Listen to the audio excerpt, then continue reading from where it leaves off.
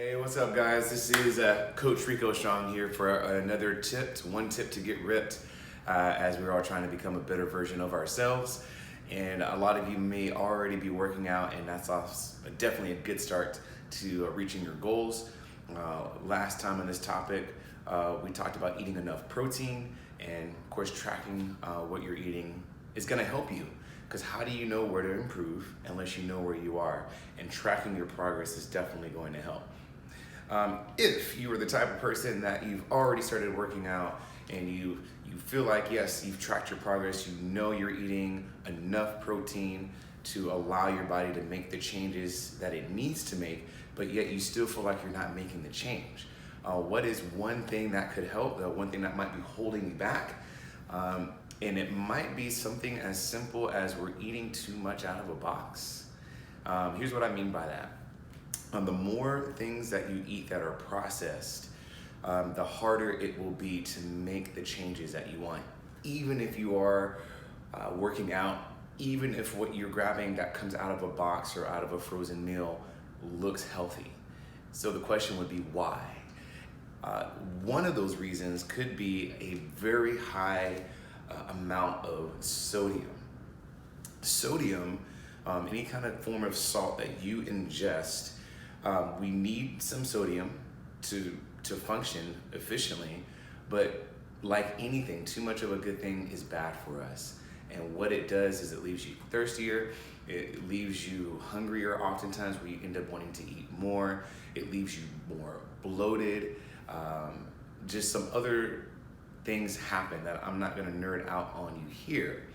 But just know that if you eat more sodium, you're going to feel more bloated, and it's going to hide a lot of the results that you may be gaining. So the question then becomes, how much sodium should you eat? The answer to that question, there's some controversy over it, as there is with almost everything in fitness. So here is what I would suggest. I would suggest that you would eat 1 milligram of sodium per calorie that you ingest.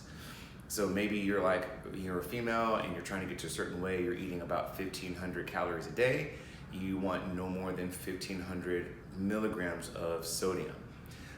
If you have different goals, and maybe you're a guy and you're trying to gain some size and you're wanting to eat like 2,500 calories a day, then you don't want to go 2,500 milligrams or less will help you to achieve the results that you're looking for.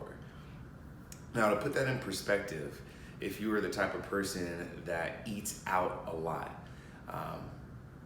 so one of my favorite places to go eat, if I'm gonna cheat and do fast food, I like going to Chick-fil-A because their chicken is real chicken.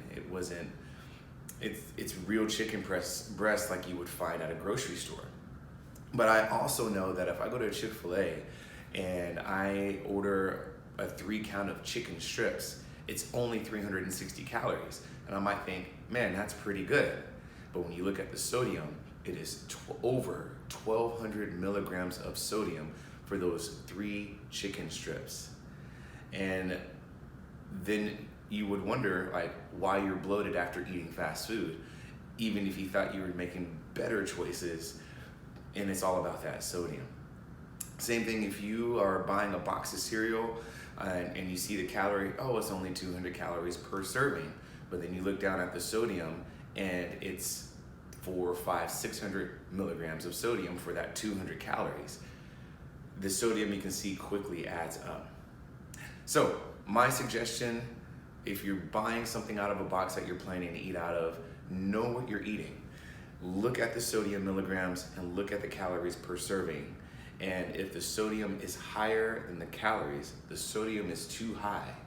You still might be able to enjoy that favorite meal of yours, but just make sure that the next meal is something better that was gonna balance things out. In general, just try not to eat out of a box. Cook at home. If cooking is not your forte, do a meal prep program where you pay somebody $10 a meal to prep it for you, where they have less sodiums and they have your macros already added for you so you don't have to do the math. But again, the one tip, know the sodium that you're putting in your body, and if you cut down on that, you'll be less bloated and you can see more of the results that you've been working hard to achieve.